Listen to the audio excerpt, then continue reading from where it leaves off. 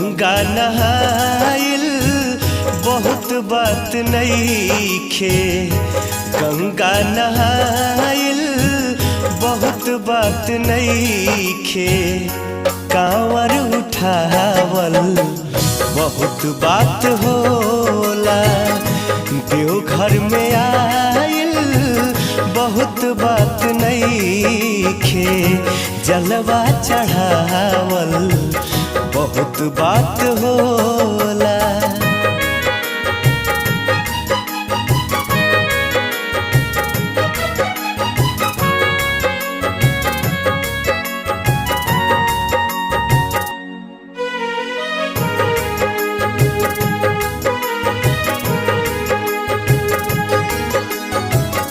बाबा के भभूत चंदन